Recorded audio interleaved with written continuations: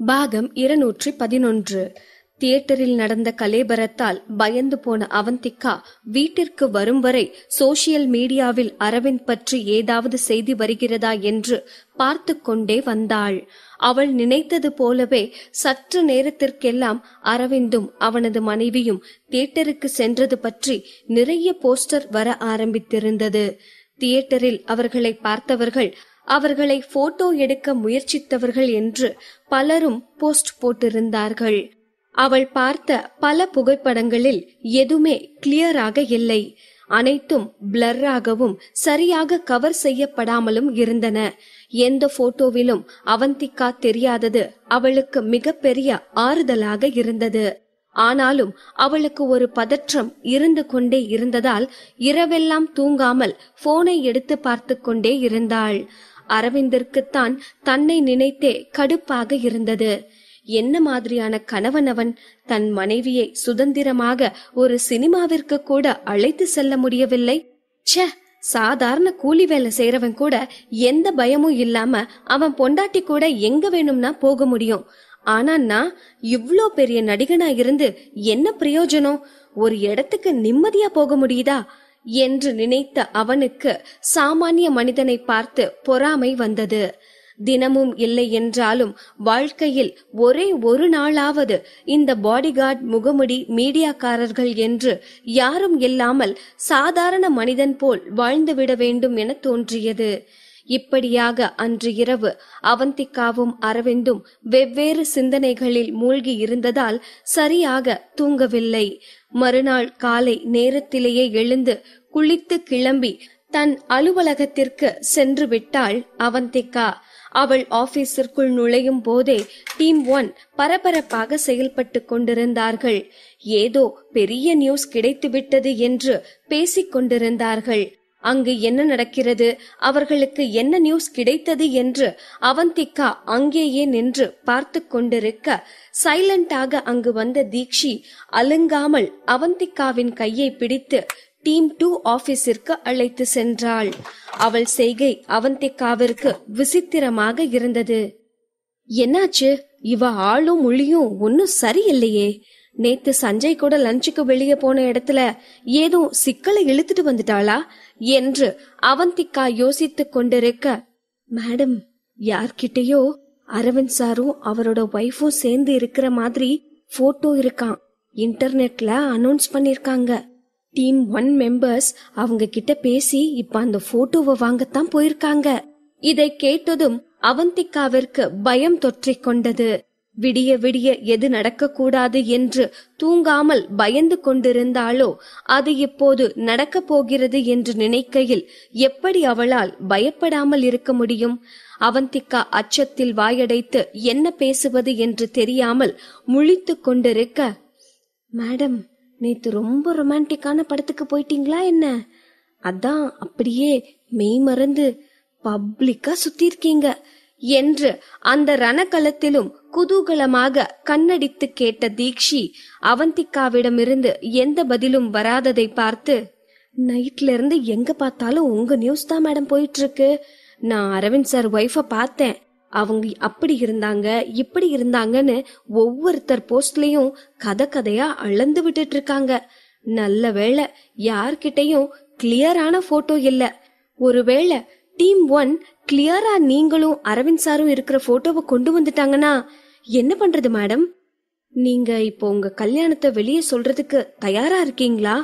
Aravind sir என்ன ஐடியால இருக்காரு என்று தீக்ஷி கேள்வி மேல் கேள்வியாக அடுக்கிக் கொண்டே போக, அதற்குள்ளாக டீம் 1 போட்டோ வாங்க சென்ற அந்த நபர் திரும்பி வந்திருந்தார். டீம் 1 ஆரவார சத்தம் கேட்டுக் கொண்டிருந்தது. போன வேலை சக்சஸ், போட்டோ செம்ம கிளியரா இருக்கு, அதோட பக்கா போஸ்ட்ல இருக்கு என்று அந்த நபர் கத்திக் கொண்டிருக்க அவந்திகாவிற்கு இதயம் வேக வேகமாக துடித்தது. என்னது, போட்டோ கிடைச்சிருச்சா? அப்போ அவ்வளவுதான், எல்லாம் முடிஞ்சது, அடுத்து என்ன செய்யறது என்று குழப்பத்தில் உதட்டை கடித்துக் கொண்டே டீம் 1 ஆபீஸிற்கு தீக்ஷியை பின்தொடர்ந்து சென்றாள் அவந்திகா. அங்கு டீம் 1 ஆபீஸில் ரவி ரவி என்று சத்தமாக இருந்தது. அந்த போட்டோவை வாங்கி வரச் சென்ற நபரின் பெயர் ரவி. அதனால் அனைவரும் அவரை சுற்றி தேனி போல மொய்த்து கொண்டிருந்தார்கள். ரவி வருவதை பார்த்து வாசலுக்கே ஓடிய சீஃப் எடிட்டர் ரேகா, ரவி என்னாச்சு, நிஜமாவே போட்டோ கிடைச்சிருச்சா என்று ஆர்வமாக கேட்டாள். ரவியின் கண்களில் வெற்றி களிப்பு தெரிந்தது. போட்டோவை வாங்கிட்ட மேடம், என்ன கொஞ்சம் காஸ்ட்லி அவ்வளவுதான் என்று சிரித்துக் கொண்டே சொன்னார். ரேட் எவ்வளவா இருந்தாலும் பிரச்சனை இல்ல, சீக்கிரம் போட்டோவை லோட் பண்ணுங்க என்று அனு அவசரப்படுத்த வேகமாக ரவியிடம் ஒரு லேப்டாப் கொடுக்கப்பட்டது. ரவி தன்னிடமிருந்த பென்டிரைவை அதில் போட்டு ஓபன் செய்து கொண்டிருக்க மொத்த ஆபீஸும் யார் அந்த மிஸ்ஸஸ் அரவிந்த் என்று தெரிந்து கொள்வதில் ஆர்வமாக லேப்டாப்பையே பார்த்து கொண்டிருந்தார்கள். அவந்திகாவிற்கு திக் திக் மணித்துளிகளாக இருந்தது. டீம் 1 இருப்பவர்கள் மட்டுமில்லாமல் அவந்திகாவும் தீக்ஷியுமே லேப்டாப்பை வெறித்து பார்த்து கொண்டிருக்க அப்போதுதான் அனு அவர்கள் இருவரையும் அங்கு பார்த்தாள். அவந்திகா, நீங்க 2 பேரும் இங்க என்ன பண்ணிட்டு இருக்கீங்க என்று சொன்னவள் ரவியிடம் திரும்பி, ஒரு நிமிஷம் ஓபன் பண்ணாதீங்க என்று அதட்டினாள். இப்போது மொத்த ஆபீஸின் கவனமும் அனுவின் மீதுதான் இருந்தது. அனு அவந்திகாவை பார்த்து, இது டீம் 1 கண்டுபிடிச்ச நியூஸ், சோ நீங்க பார்க்க கூடாது, கெட் அவுட் என்றாள். அனு மேடம் கோபப்படாதீங்க, நாங்க எதுவும் பண்ண மாட்டோம், யார் அந்த மிஸ்ஸஸ் அரவிந்த் மட்டும் பார்த்துட்டு போயிடுறோம் என்றாள் தீக்ஷி. போட்டோ பார்க்கும் ஆர்வத்தில் இருந்த மற்றவர்களுக்கோ அனுவின் மீது கடுப்பாக இருந்தது. அனு மேடம் விடுங்க, அவ போட்டோ பார்த்தா மட்டும் யார் அந்த மிஸ்ஸஸ் அரவிந்த்னு கண்டுபிடிச்சிருவாங்களா என்ன என்று ஒருவர் கேட்க, கண்டிப்பா இந்த தீக்ஷி தான் சஞ்சயோட லவ்வர் ஆச்சே, போட்டோவை பார்த்த உடனே யாருன்னு கண்டுபிடிச்சு நமக்கு முன்ன ஆர்டிக்கல் பப்ளிஷ் பண்ணவும் வாய்ப்பு இருக்கு என்று அனு சொல்வதை கேட்ட அனைவரும், ஆமா மேடம், இது நம்ம நியூஸ், வேற யாரையும் பார்க்க விடக்கூடாது என்றார்கள். இதற்கு மேலும் அங்கு நிற்பது மரியாதை இல்லை என்று நினைத்த அவந்திகாவும் தீக்ஷியும் வெளியே வந்தார்கள். ஏன் மேடம் இந்த டீம் 1 இருக்கிற எல்லாரும் அல்பத்தனமா நடந்துக்கிறாங்க என்று தீக்ஷி நொந்து கொண்டாள். அவந்திகாவோ இது எதையும் கண்டு கொள்ளும் நிலையில் இல்லை.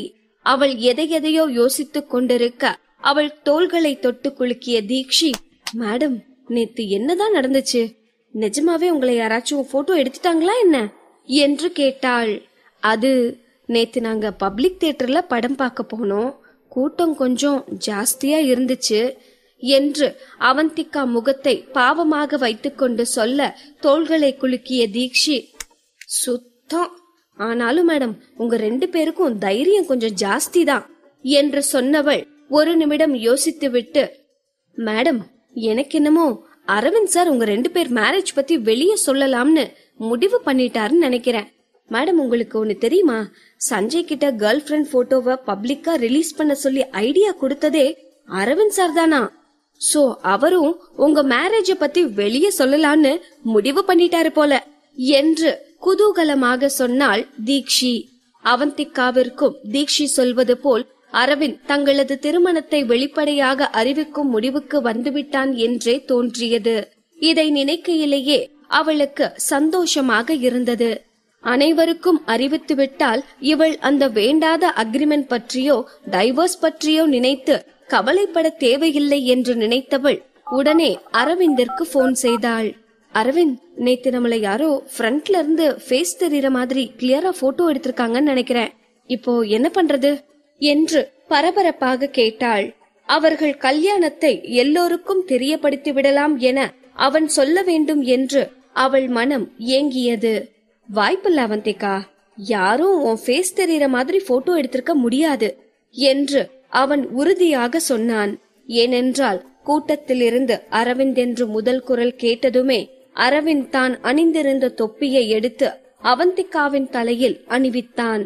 அத்தோடு அவள் முகத்தை யாரும் பார்த்து விடாதபடி அப்படியே அவளை தன் மார்போடு சேர்த்து அணைத்திருந்தான்.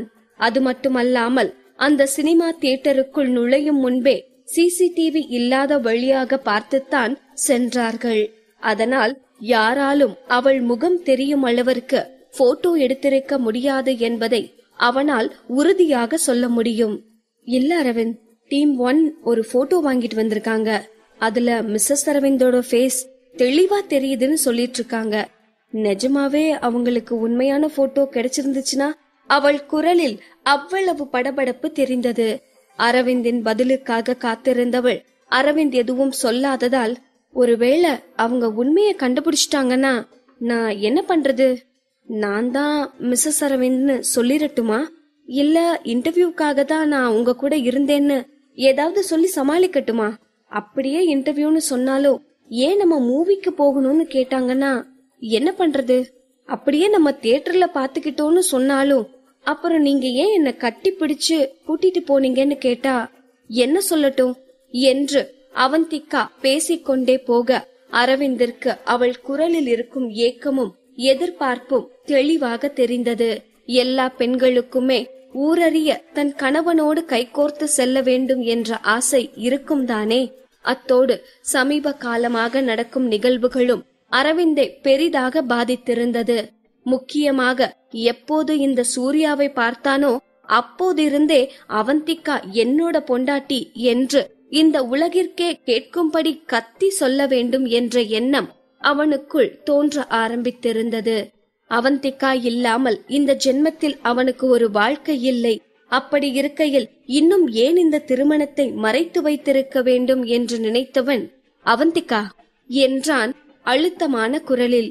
குழம்பி போய் உளறிக் கொண்டிருந்த அவந்திகாவிற்கு அவனது குரல் கேட்கவில்லை. மீண்டும் ஒரு முறை கொஞ்சம் சத்தமாக, அதே நேரம் உறுதியான குரலில் அவன் அவந்திகா என்று அழைத்ததும் கொஞ்சம் அதிர்ந்து போன அவந்திகா எதுவும் பேசாமல் அமைதியாக இருந்தாள். நாம சொல்லிரலாம் என்றான் தீர்க்கமான குரலில். அவந்திகாவால் அவள் கேட்டதை நம்ப முடியவில்லை. நான் சரியாதான் கேட்டேனா? நீங்க என்ன சொன்னீங்க என்று தட்டு தடுமாறி மீண்டும் கேட்டாள். அதற்குள்ளாக டீம் 1 பலமான பேச்சு சத்தம் கேட்க ஆரம்பித்தது. இந்நேரம் அனைவரும் அந்த போட்டோவை லோட் செய்து பார்த்திருக்க வேண்டும். அதனால்தான் சத்தம் போடுகிறார்கள் என்று அவந்திகாவிற்கு தெரிந்தது. வேகமாக தன் அறையை விட்டு வெளியே ஓடினாள். இன்னும் அங்கே வெற்றி கூச்சல் அடங்கவில்லை. அனு அவந்திகாவையும் தீக்ஷியையும் வெளியே தள்ளி டீம் 2 ஆபீஸ் டோரை தாளிட்டு விட்டதால் இவர்களால் உள்ளே செல்ல முடியவில்லை. ஆனால் அங்கிருந்து வரும் பேச்சுக்குரல் கொஞ்சம் கேட்டது. என்னால நம்பவே முடியல. இதுதான் மிஸ்ஸஸ் அரவிந்தா? நல்ல பேர். நமக்கு செம்மையான நியூஸ் சிக்கியிருக்கு. இன்னைக்கு இதுதான் ட்ரெண்டிங்கா போக போகுது என்று டீம் 1 ஒருவர் மாற்றி ஒருவர் பேசிக் கொண்டிருந்தார்கள். அவர்கள் பேசுவதிலிருந்து அவந்திகாவிற்கு ஒன்று மட்டும் தெளிவாக புரிந்தது. கண்டிப்பாக அந்த போட்டோவில் இருப்பது அவள் இல்லை. அவள் மட்டும் அந்த போட்டோவில் இருந்திருந்தால் டீம் 1 இருப்பவர்கள் அனைவரும் இந்நேரம் அவந்திகாவை தேடி அல்லவா வந்திருப்பார்கள். அவர்கள் அப்படி ஒன்றும் செய்யாமல் இருப்பதிலிருந்து அந்த போட்டோவில் இருப்பது அவந்திகா இல்லை என்று தெரிந்துவிட்டது. அப்பாடா, ஒரு 10 நிமிஷத்துல வைத்த கலக்க வச்சிட்டாங்க என்று அவந்திகா மெல்லமாக முணுமுணுக்க அவள் காதுகளில் லேசாக சிரிக்கும் சத்தம் கேட்டது. அப்போதுதான் அவள் அரவிந்தோடு பேசிக் கொண்டிருந்ததே அவளுக்கு நினைவிற்கு வந்தது. தன் காதில் போனை வைத்திருப்பதையும் அதில் அரவிந்த் லைனில் இருப்பதையும் மொத்தமாக மறந்துவிட்டு அவந்திகா தன் ஆபீஸிலிருந்து டீம் 1 ஆபீஸை நோட்டமிட வந்திருந்தாள். இதை நினைக்கையில் அவளுக்கே கொஞ்சம் சிரிப்பு வந்தது. அது அரவிந்த், ஒரு பதட்டத்துல போன் பேசிட்டு இருக்கிறதவே மறந்துட்டு அப்படியே வெளியே வந்துட்டேன். நல்ல வேளை அரவிந்த், கண்டிப்பா அந்த போட்டோல இருக்கிறது நான் கிடையாது என்று நிம்மதியாக சொன்னாள். அவந்திகா பேசியது எதையும் கண்டு கொள்ளாமல், அவந்திகா, நான் என்ன சொன்னேன்னு நீ கேட்கலையா என்றான் அரவிந்த். இப்போதுதான் அவந்திகாவிற்கு அரவிந்த் சொன்ன வார்த்தைகள் நினைவிற்கு வந்தது. அவள் வயிற்றில் பட்டாம்பூச்சிகள் பறக்க ஆரம்பித்தது. என்னதான் அந்த கருத்தடை மாத்திரை பிரச்சனைக்கு பின் இருவருக்குள்ளும் ஒரு நெருக்கம் வந்திருந்தாலும் எப்போதும் அந்த அக்ரிமெண்ட் அவந்திகாவிற்கு கொலை வாழ் போல் உறுத்திக் கொண்டே இருந்தது. இப்போது அரவிந்தே நம் திருமணத்தை எல்லோருக்கும் சொல்லிவிடலாம் என்று சொன்னால் அவந்திகாவிற்கு என்ன கசக்கவா போகிறது? மீண்டும் அவன் வாயில் இருந்து அந்த வார்த்தைகளை கேட்க விரும்பியவள், நீங்க என்ன சொன்னீங்க அரவிந்த் என்று அவள் குரலில் வெட்கமும் காதலும் அப்பட்டமாக தெரிந்தது. நீதான் என் பொண்டாட்டின்னு எல்லாருக்கும் சொல்லிரலான்னு சொன்னேன். இந்த உலகத்துல இருக்கிற அத்தனை பேருக்கும் தெரியற மாதிரி நம்ம உறவை எல்லாருக்கும் சொல்லலான்னு சொன்னேன் என்றான் உற்சாகமாக. காதல் ஒரு காற்று, அதை சுவாசிக்கத்தான் முடியும், அடைக்கவோ மறைக்கவோ முடியாது. காதல் அற்புதமானது. அதை ரகசியமாக அல்லாமல் இந்த பிரபஞ்சத்திற்கே தெரியும்படி கொண்டாடி மகிழுங்கள்.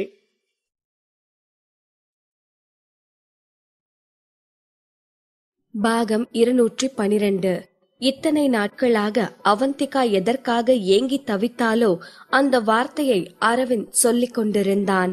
அவர்களது உறவை வெளிப்படையாக அறிவித்து விடலாம் என்று குதூகலித்துக் கொண்டிருந்தான். அவன் பேசுவதை கேட்டு அளவில்லாத ஆனந்தத்தில் திளைத்துக் கொண்டிருந்த அவந்திகாவின் முகம் சட்டென்று மாறியது. அவளது எண்ணங்கள் 8 வருடத்திற்கு முன்பாக நடந்த கோரங்களை கண்முன் காட்டி அவளை நடுங்க வைத்தது. எதற்காக வாழ்ந்த ஊரை விட்டு, பழகிய மனிதர்களை விட்டு, கண்காணாத இடத்திற்கு வந்து மறைந்து வாழ்ந்து கொண்டிருக்கிறாளோ அவையெல்லாம் அவள் கண்முன் தோன்றி பேயைப் போல் பயமுறுத்தியது. கேமிங்கில் கூட தன் முகத்தை காட்டாமல் அம்ரிதா ரோஹன் என்ற ஃபேக் ஐடியாக அவள் வாழ்ந்து கொண்டிருப்பதற்கும் அதுதான் காரணம். தான் உயிரோடு இருப்பதையே கூட அவள் சிலருக்கு தெரியாமல் வைத்திருக்க விரும்புகிறாள். அப்படி இருக்க இப்போது இவள்தான் அரவிந்தின் மனைவி என்று அறிவித்தால் அது அவளுக்கு அவளே தோண்டிக் கொள்ளும் சவக்குழி போல் அல்லவா மாறிவிடும். இதையெல்லாம் யோசித்தவள், அரவிந்த், இப்போதைக்கு நம்ம உறவை பத்தி யார்கிட்டையும் சொல்றதுல எனக்கு விருப்பம் இல்ல என்று பயந்து கொண்டே ஒவ்வொரு வார்த்தையையும் நிறுத்தி நிதானமாக சொன்னாள். அவந்திகா இப்படி ஒரு பதிலை சொல்வாள் என்று அரவிந்த் யூகித்து கூட பார்க்கவில்லை. அவந்திகா சந்தோஷத்தில் குதித்து கொண்டிருப்பாள். வெட்கத்தில் அவள் முகம் சிவந்திருக்கும் என்று எதிர்பார்த்தவனுக்கு இந்த பதில் பேரிடியாக இருந்தது. ஆனால் இதற்கு முன் அவந்திகாவின் குரலில் இருந்த உற்சாகமும் இப்போது இருக்கும் நடுக்கமும் அவனுக்கு தெளிவாக தெரிந்தது. அவந்திகா ஏன் அவர்களது திருமணத்தை வெளிப்படையாக அறிவிக்க வேண்டாம் என்று சொல்கிறாள் என்று அரவிந்திற்கு தெரியவில்லை. ஆனால் அவள் எதையோ நினைத்து பயப்படுகிறாள் என்பது மட்டும் அவனுக்கு தெளிவாக புரிந்தது. அது என்ன என்பதை கண்டுபிடிக்க வேண்டும் என்று நினைத்து கொண்டவன் அவந்திகாவிடம் ஏன், எதற்கு என்று எதுவும் கேட்காமல், எனக்கு புரியுது அவந்திகா, இப்போதைக்கு நம்ம இந்த உறவை பத்தி வெளிப்படையா சொல்ல வேண்டாம் என்றான் கனிவாக. அவந்திகாவிற்கு ஆச்சரியமாக இருந்தது. அவன் கோபப்படுவான், ஏதாவது கத்துவான் என்று நினைத்திருந்தவளுக்கு அவனது மென்மையான அணுகுமுறை வியப்பாகவும் அதே நேரம் அவன் அவளது கருத்துக்கு மதிப்பு கொடுப்பது ஆறுதலாகவும் இருந்தது. மென்மையாக புன்னகைத்துக் கொண்டாள். இது வெறும் போன் கால் தான். ஆனால் அது ஏனோ இருவருக்குள்ளும் இருக்கும் இடைவெளியை குறைத்தது போல் அவந்திகாவிற்கு தோன்றியது. அவள் இதயம் அரவிந்தின் பால் சாய்வதை அவளால் தடுக்க முடியவில்லை. நாளுக்கு நாள் அவள் அவனுக்கு நெருக்கமானவனாக மாறிக்கொண்டே வருகிறான். ஆழமாக மூச்சை இழுத்து விட்டவள் சிரித்து கொண்டே, என்ன புரிஞ்சுக்கிட்டதுக்கு தேங்க்யூ அரவிந்த் என்றாள். இனி இந்த வார்த்தையை யூஸ் பண்ணாத. புருஷன் பொண்டாட்டிக்குள்ள தேங்க்யூ சாரி எல்லாம் தேவையில்லை. அப்படி உனக்கு தேங்க்யூ சொல்லணும்னு தோணுச்சுன்னா கிஸ் கொடு, சாரி சொல்லணும்னு தோணுனாலும் கிஸ் கொடு. உன் சாரிய நான் ஏத்துக்கிற வர விடாம கிஸ் கொடு. அவன் இதை சொல்ல சொல்லவே அவந்திகாவிற்கு முகம் சிவந்து போனது. அதற்கு மேல் அவனோடு என்ன பேசுவதென்று அவளுக்கு தெரியவில்லை. வேகமாக ஓகே பாய் என்று சொல்லிவிட்டு போனை வைத்து விட்டாள். அவன் சொன்ன வார்த்தைகள் இன்னும் அவள் காதுகளில் கேட்டுக்கொண்டே இருந்தது. அது இன்னும் அவளை முகம் சிவக்க செய்தது. இவெல்லாம் என்னதான் மனுஷனோ, எப்படி போன்ல இப்படி எல்லாம் பேசுறான், அதுவும் ஏதோ ரோபோ மாதிரி பேசுறான். இவன் கண்டிப்பா சைக்கோ மண்டையன்தான். அவந்திகா முணுமுணுத்துக் கொண்டிருக்க, மேடம், டீம் 1 ஆர்டிகிள் எழுத ஆரம்பிச்சிட்டாங்க. எப்படியும் இன்னும் கொஞ்ச நேரத்துல பப்ளிஷ் பண்ணிருவாங்க. அப்ப பாத்துப்போ யார் அந்த போட்டோல இருக்கிறதுன்னு என்று சொல்லிக் கொண்டே தீக்ஷி ரூமுக்குள் வந்தாள். சிவந்திருந்த அவந்திகாவின் முகத்தை பார்த்ததும் தீக்ஷிக்கு சிரிப்பு வந்தது. தீக்ஷி சிரிப்பதை பார்த்து அவந்திகா கீழே குனிந்து கொள்ள அவள் தாடையை பிடித்து நிமிர்த்திய தீக்ஷி, அவந்திகா மேடம், கண்டிப்பா அரவிந்த் சாருக்கு ஏதோ மேஜிக் தெரிஞ்சிருக்கணும். பாருங்களே, ஒரு போன்ல உங்களை இப்படி வெக்கப்பட வச்சிட்டாரே என்று குறும்புத்தனமாக தீக்ஷி சொல்ல விளையாட்டாக அவள் தலையை தள்ளிய அவந்திகா, என்ன ஓட்டுனதெல்லாம் போதும், போய் டீம் 1 என்ன பண்றாங்கன்னு பாரு, ஆர்டிக்கிள் அப்லோட் பண்ணதும் என்கிட்ட சொல்லு என்றாள். அவளை பார்த்து மீண்டும் குறும்புத்தனமாக புன்னகைத்த தீக்ஷி, ஓகே ஓகே மேடம், நீங்க இங்க டிஸ்டர்பன்ஸ் இல்லாம ஜாலியா வைக்கப்பட்டுறீங்க. உங்க சார்பா நான் போய் அந்த டீம் 1 வாட்ச் பண்ணிட்டு வரேன் என்று சொல்லி கண்ணடிக்கவும் அவந்திகா கையை தூக்கி அவளை அடிப்பது போல் பாவ்லா காட்டி, அடி வாங்குவ, ஓடிப்போ என்று சொல்லவும் தீக்ஷி ஏதோ நிஜமாகவே பயப்படுபவள் போல் ஆக்ஷன் செய்து கொண்டு அங்கிருந்து ஓடினாள். அவள் சென்ற பிறகு அவந்திகா தன் போன் கேமராவை ஆன் செய்து தன் முகத்தை பார்க்க இன்னும் அவள் கன்னங்கள் சிவந்துதான் இருந்தது.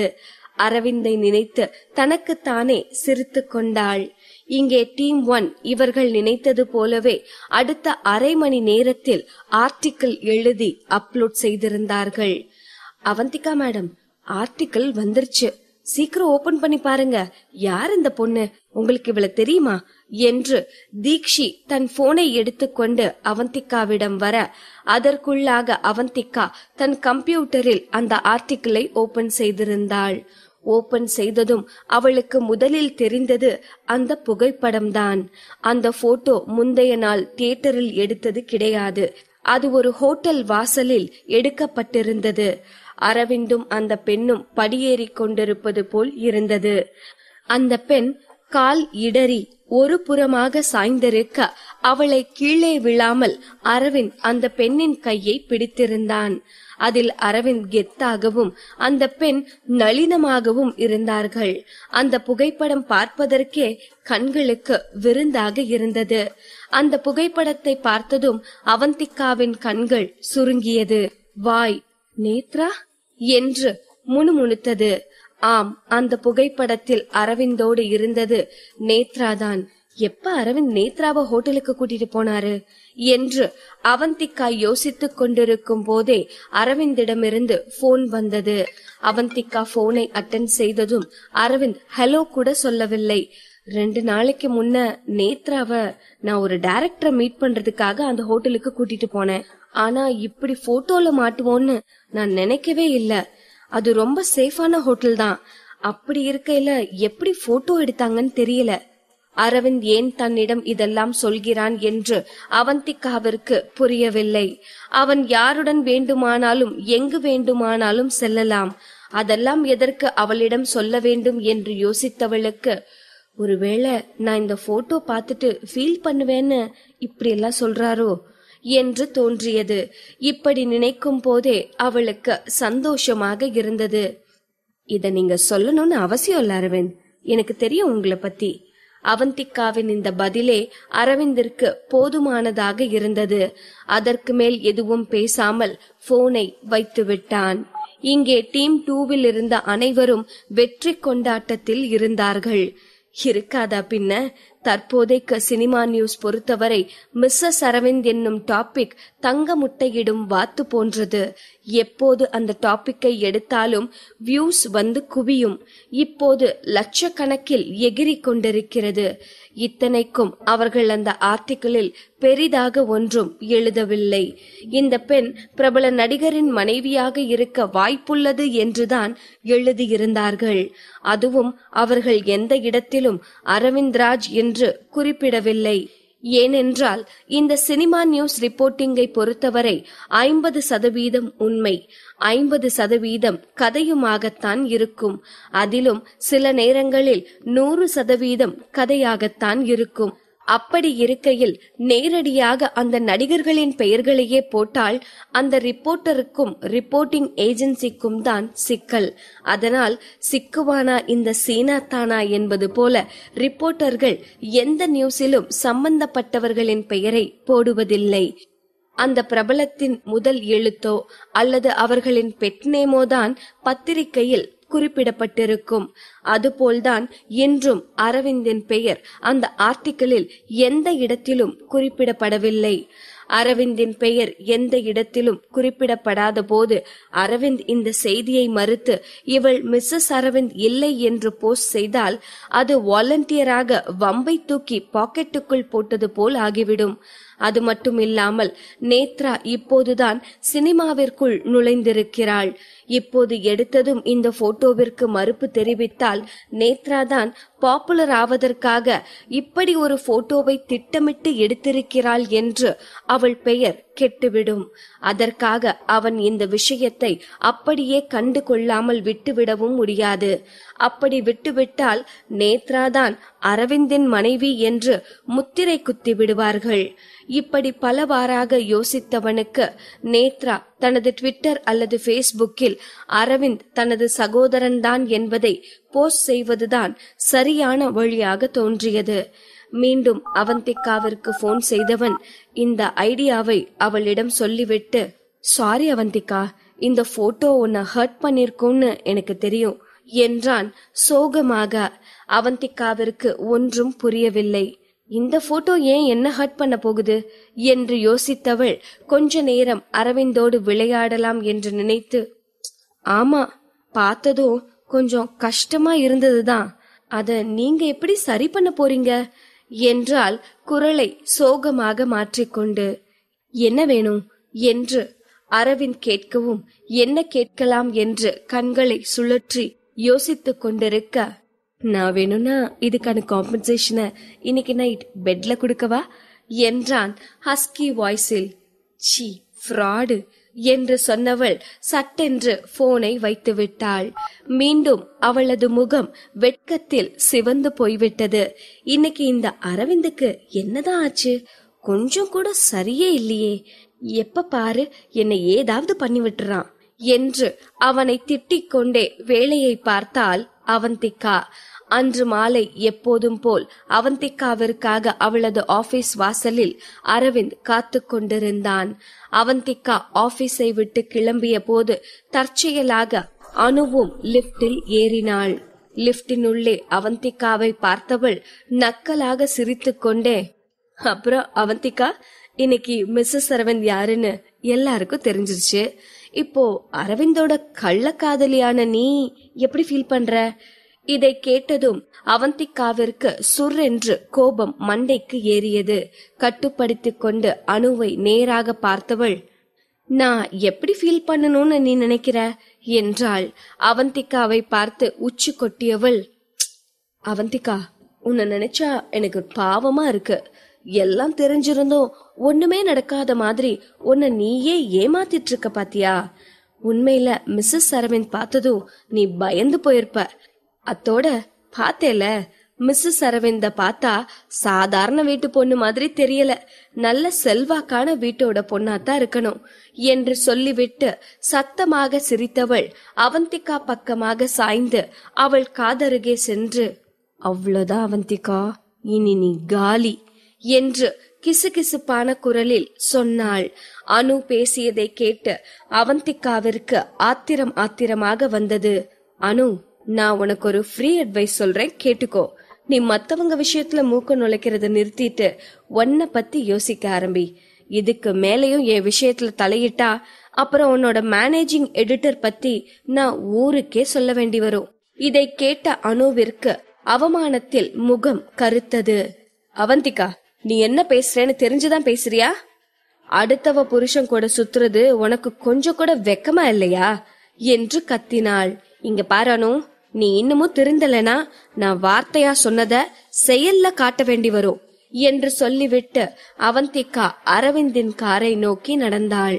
அவந்திகா செல்வதையே பார்த்து கொண்டிருந்த அனு அவளுக்காக ரோட்டோரத்தில் அரவிந்தின் கார் காத்து கொண்டிருப்பதை பார்த்தாள். அவந்திகா சென்று காருக்குள் ஏறும்போது காருக்குள் இருப்பது அரவிந்த் என்பது அவளுக்கு தெளிவாக தெரிந்தது. அவள் முகம் அடிப்பட்ட பாம்பை போல் கொடூரமாக மாறியது. ச்சே, அப்படி இவகிட்ட என்னதான் இருக்குன்னு இந்த அரவிந்த் கட்டின பொண்டாட்டிய விட்டுட்டு இவ கூட சுத்திட்டு இருக்கான் என்று நினைத்தவள் தன் கைகளை இறுக மூடி தன் கோபத்தை கட்டுப்படுத்தி கொண்டாள். அவந்திகா, பார்த்துட்டே இரு. ரொம்ப நாள் இப்படி நீ சந்தோஷமா இருக்க முடியாது. சீக்கிரமே இந்த அரவிந்தே உன்னை ஓட ஓட விரட்டுற அளவுக்கு பண்றேன் பாரு என்று சொன்னவள் அங்கிருந்து சென்றாள். இங்கே அவந்திகாவும் அரவிந்தும் வீட்டிற்கு சென்ற போது அங்கே நேத்ராவும் மாதவியும் அமர்ந்திருந்தார்கள். நேத்ராவிற்கு அழுது அழுது முகம் கண்கள் எல்லாம் சிவந்திருந்தது.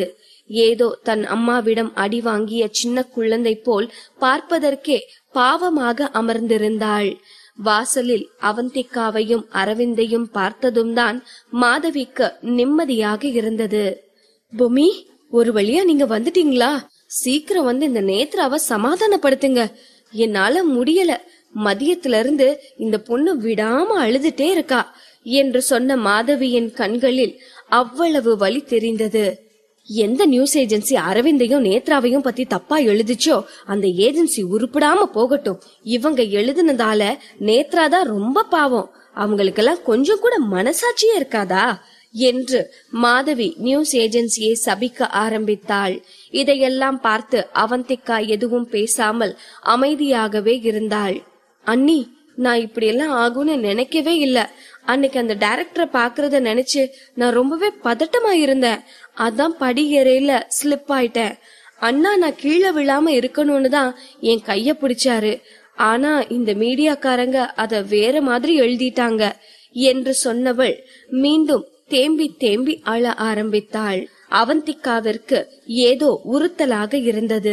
அந்த ஆர்டிக்கலை பார்த்தபோது, அதில் இவர்களின் போட்டோவை பார்த்தபோது அவந்திகாவிற்கு ஒன்றும் தோன்றவில்லை. ஆனால் இப்போது நேத்ரா அழுது கொண்டிருப்பது அவளுக்கு ஓவர் ஆக்டிங் போல் தோன்றியது. என்னாச்சு இந்த நேத்ராக்கு? ஏன் இவ ஆக்ட் பண்றான்னு எனக்கு தோணுது என்று நினைத்தவள் நேத்ராவின் அருகில் கூட செல்ல தோன்றாமல் அங்கேயே நின்றாள். பாகம் 213.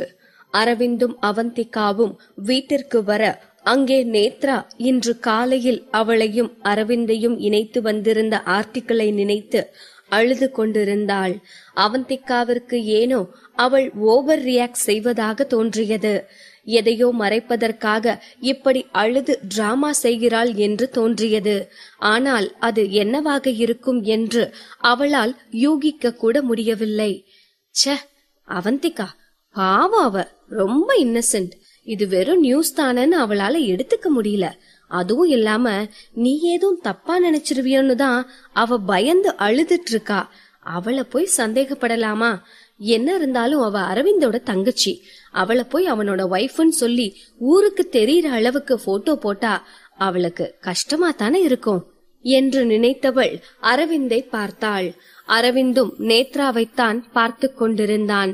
அவன் முகத்தில் கோபம் தெரிந்தது. நேத்ரா, இதுல அழுகிறதுக்கு என்ன இருக்கு? நீ என் தங்கச்சி தானே. சோ ஒரு அண்ணனா நான் உன்னை கூட்டிட்டு போனத நம்ம வீட்ல யாரும் தப்பா எடுத்துக்க மாட்டாங்க. அவன் தங்கச்சி என்ற வார்த்தையை அழுத்தி சொல்லியது உன்னை நான் என் தங்கச்சியா மட்டும்தான் பாக்குறேன் என்று நேத்ராவிற்கு சொல்வது போல் இருந்தது. அவனது வார்த்தைகளில் கொஞ்சம் அதிர்ந்து போன நேத்ரா அழுவதை நிறுத்திவிட்டு ஒருவித நடுக்கத்தோடு அரவிந்தை பார்த்தாள். நீ உன்னோட அபிஷியல் அக்கவுண்ட்ல இருந்து அந்த ஆர்டிக்கல்ல சொல்லி இருக்கிறது உண்மை கிடையாது. அது ஒரு தற்செயலான சம்பவம்னு ஒரு போஸ்ட் போடு. அண்ட் என்னோட சிஸ்டர்னு சொல்ல வேணாம். என் ஃபேமிலி பத்தி வெளியில தெரியறத நான் விரும்பல. இதை கேட்டதும் நேத்ரா வேகமாக தலையாட்டினாள். ஓகே, உனக்கு ஷூட்டிங் ஆரம்பிக்க இன்னும் 1 வீக் தான் இருக்கு. ஃப்ரீயா இருக்கும் போதெல்லாம் அந்த ஸ்கிரிப்டை எடுத்து நல்லா பிராக்டிஸ் பண்ணு. என்னதான் நான் உன்னை டைரக்டர் உதயன் கிட்ட ரெக்கமெண்ட் பண்ணியிருந்தாலும் உன்னோட திறமையில தான் நீ மேல வர முடியும். எந்த ஒரு ஃபீல்டா இருந்தாலும் உள்ள போறதுக்கு வேணும்னா யாராச்சும் ஹெல்ப் பண்ணுவாங்க. அங்க நீ நிலைச்சு நிக்கணும்னா நீ தான் ஹார்ட் ஒர்க் பண்ணணும். அதுவும் இந்த என்டர்டெயின்மெண்ட் இண்டஸ்ட்ரிய பொறுத்தவரை எவ்வளோ சப்போர்ட் இருந்தாலும் மக்களுக்கு உன் ஆக்டிங் பிடிச்சிருந்தா மட்டும்தான் ஒன்னால வளர முடியும். இல்லைன்னா தூக்கி போட்டுட்டு போயிட்டே இருப்பாங்க. புரியுதா என்று அரவிந்த் கேட்கவும் ஏதோ ஸ்கூல் பிரேயரில் அட்டென்ஷனில் நிற்பது போல் நிமிர்ந்து நின்ற நேத்ரா புரிந்தது என்று வேகமாக தலையாட்டினாள். அரவிந்த் எப்போதும் நேத்ராவிடம் கனிவாகத்தான் நடந்து கொள்வான். அதற்கேற்றாற்போல் நேத்ராவும் அரவிந்திற்கு பெரிதாக எந்த தொல்லையும் கொடுக்காமல் நல்ல பிள்ளையாக நடந்து கொள்வதால் அவளிடம் கடிந்து கொள்ள வேண்டிய தேவையே இல்லாமல் போனது அரவிந்திற்கு. இன்றும் அப்படித்தான். அக்கறையான அண்ணன் போல் சினிமா துறையில் எப்படியெல்லாம் நடந்து கொள்ள வேண்டும் என்று அட்வைஸ் செய்துவிட்டு மேலே சென்றவன் திடீரென்று ஏதோ ஞாபகம் வந்தவன் போல் திரும்பி வந்தான். நீ நடிக்க போற அந்த படத்துக்கு நாளைக்கு பிரஸ் மீட் அரேஞ்ச் பண்ணிருக்காங்க. டைரக்டர் உதயன் எனக்கு கால் பண்ணி உன்னையும் வர சொன்னாரு. சோ நாளைக்கு காலையில அந்த பிரஸ் மீட்டுக்கு போயிட்டு வா, உனக்கும் ஒரு எக்ஸ்பீரியன்ஸா இருக்கும் என்றான். அவன் சொல்லும் போதே நேத்ராவின் கண்கள் ஆர்வத்தில் மின்னியது. ஓகேனா, கண்டிப்பா கலந்துக்கிறேன் என்று சந்தோஷமாக சொன்னாள். அரவிந்த் மேலே சென்றுவிட அவனுடன் செல்ல போன அவந்திகாவை தடுத்து நிறுத்திய மாதவி, பொம்மி, நம்ம ஏதாவது கேம் விளையாடலாமா?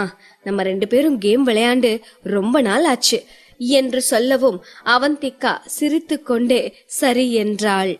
அன்று டின்னரில் பெரிதாக யாரும் எதுவும் பேசிக்கொள்ளவில்லை. அது என்னவோ அகிலனிற்கு நேத்ராவை பார்க்கவே பிடிக்கவில்லை.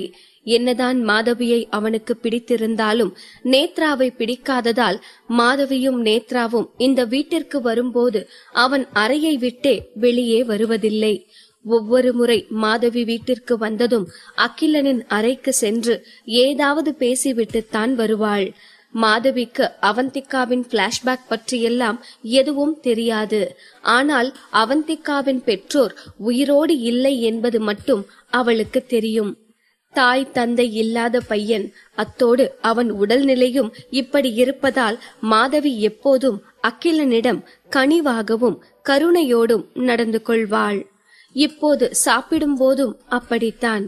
அகிலா, நல்லா சாப்பிடுப்பா, அப்பதான் சீக்கிரம் குணமாக முடியும் என்று சொல்லி அவன் போதும் என்று சொன்னாலும் கேட்காமல் அவன் தட்டில் இன்னும் 2 சப்பாத்திகளை கூடுதலாக வைத்தார். அனைவரும் சாப்பிட்டு முடித்ததும் அவரவர் அறைக்கு சென்றுவிட மாதவியும் அவந்திகாவும் ஆளுக்கொரு ஐபேடை எடுத்துக்கொண்டு கேம் விளையாட உட்கார்ந்தார்கள். இருப்பதிலேயே மிகவும் எளிதான கேம் தான் விளையாட ஆரம்பித்தார்கள்.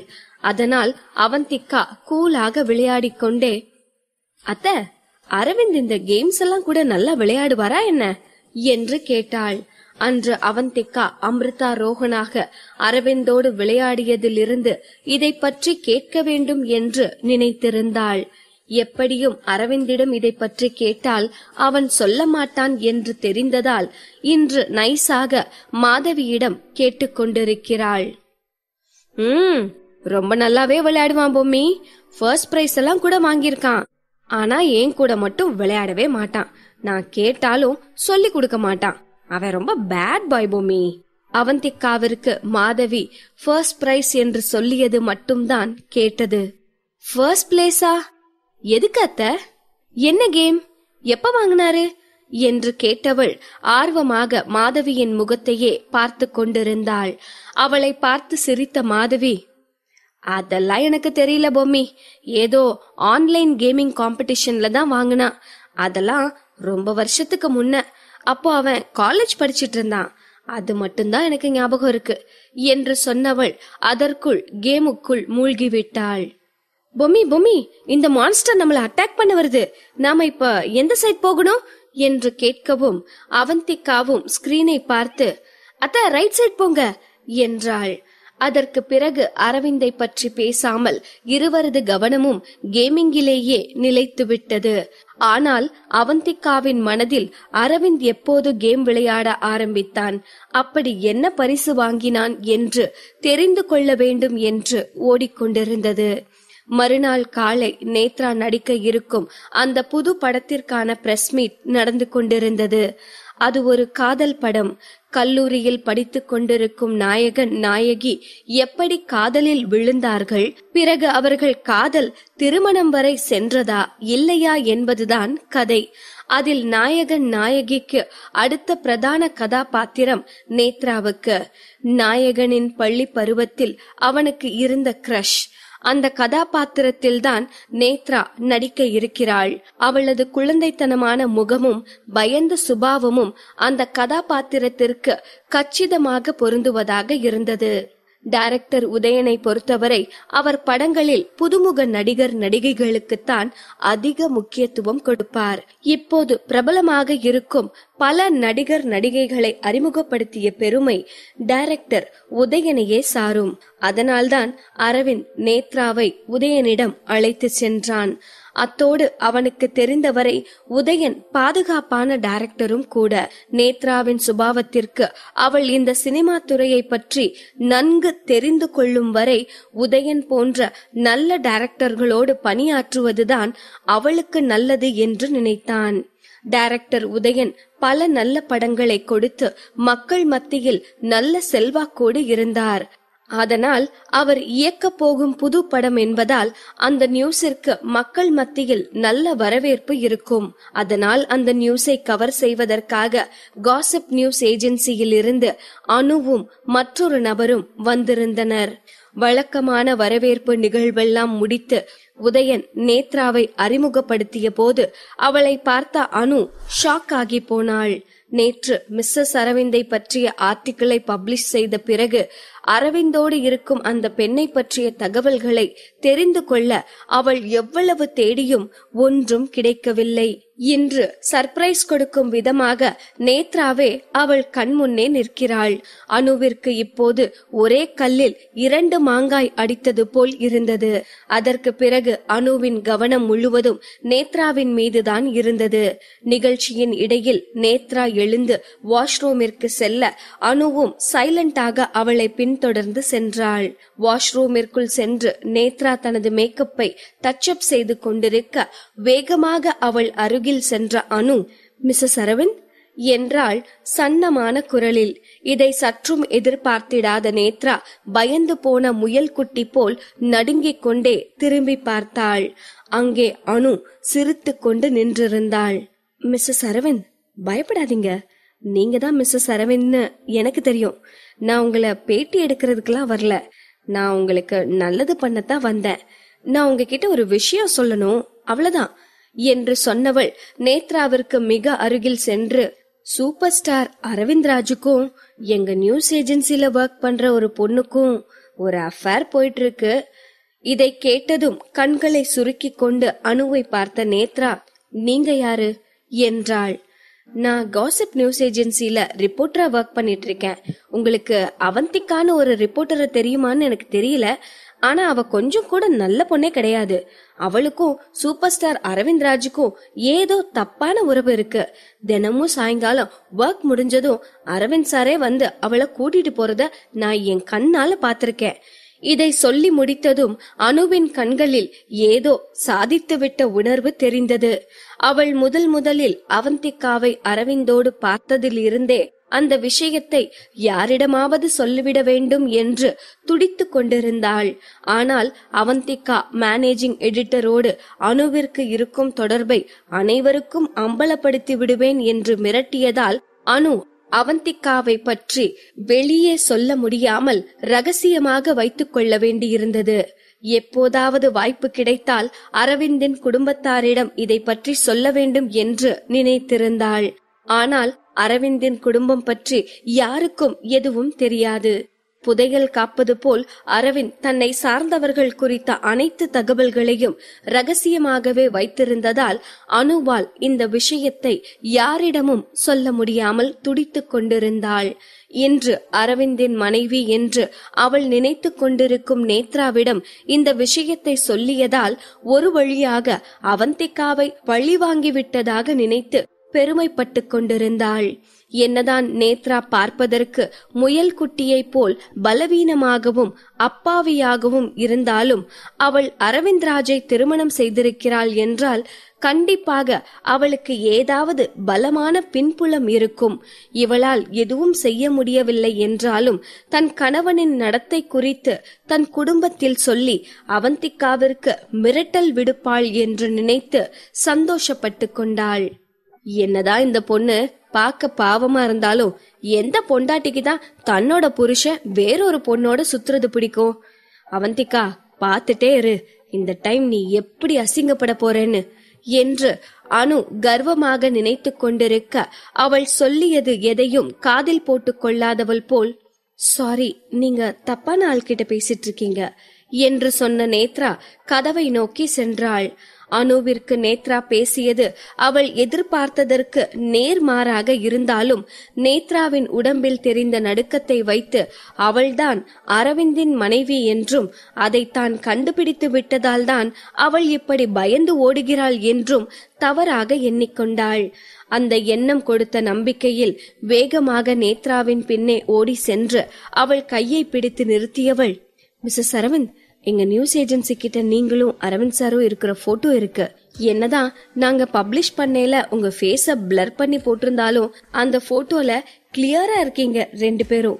சோ என்ன நீங்க ஏமாத்தவே முடியாது என்றாள். இதை கேட்ட நேத்ராவிற்கு உடல் வெலவெலத்து போனது. அப்போ நீதான் அந்த போட்டோவை பப்ளிஷ் பண்ணதா என்று கோபமாக கேட்டுவிட்டு அங்கிருந்து நகர்ந்தாள். ஆனால் அனு நேத்ராவை விடுவதாக இல்லை. அவள் முன்னே சென்று நேத்ராவை வெளியே செல்ல விடாமல் வழியை மறைத்து கொண்டு நின்றவள், மிஸ்ஸஸ் அரவிந்த், என்ன மாதிரி பொண்டாட்டி நீங்க? உங்க புருஷனை இன்னொருத்தி மயக்கி அவ பின்னாடி சுத்த வச்சிட்டு இருக்கான்னு சொல்றேன். உங்களுக்கு கொஞ்சம் கூட கோபம் வரலையா? ஒருவேளை நீங்க என்ன நம்பலையா? நான் சொல்றதுக்கு என்னால ப்ரூஃப் கூட கொண்டு வர முடியும் என்று அனு பேசிக்கொண்டே போனாள். போதும், நான் முன்னவே சொல்லிட்டேன் நீங்க தப்பான ஆள்கிட்ட பேசிட்டு இருக்கீங்கன்னு. திரும்பவும் சொல்றேன், நான் மிஸ்ஸஸ் அரவிந்த் கிடையாது என்று கோபமாக அனுவை முறைத்துவிட்டு நேத்ரா கதவை திறக்க, நேத்ராவின் இந்த கோபத்தை பார்த்த அனு கொஞ்சம் தடுமாறித்தான் போனாள். ஆனால் ஒரு நொடியில் சுதாரித்துக் கொண்டு தன் பாக்கெட்டில் இருந்து தனது நேம் கார்டை எடுத்து நேத்ராவின் கையில் திணித்தாள். மிஸ்ஸஸ் அரவிந்த், இப்ப வேணும்னா நீங்க நான் பேசுறத கண்டுக்காத மாதிரி இருக்கலாம். ஆனா எந்த பொண்ணுக்கு தான் தன்னோட புருஷனுக்கு ஒரு கள்ளக்காதல் இருக்கிறது பிடிக்கும்? வீட்ல போய் நல்லா யோசிச்சு பாருங்க. அப்போ உங்களுக்கு அந்த அவந்திகா பத்தி தெரிஞ்சுக்கணும்னா இந்த நம்பருக்கு கால் பண்ணுங்க என்றாள். நேத்ரா அதற்கும் மேல் அங்கு நிற்காமல் வேகமாக வெளியே சென்றாள். அனுவிற்கே உண்மையில் இவள் மிஸ்ஸஸ் அரவிந்த் தானா என்ற சந்தேகம் வந்துவிட்டது. எப்படியும் அவள் மிஸ்ஸஸ் அரவிந்தாக இல்லாவிட்டால் அனுவின் நேம் கார்டை தூக்கி வீசி விடுவாள் என்று நினைத்து கொண்டிருக்க, நேத்ராவோ சற்று தூரம் சென்றதும் அனுவின் நேம் கார்டை தன் ஹேண்ட்பேக்கில் பத்திரமாக வைத்துக் கொண்டாள்.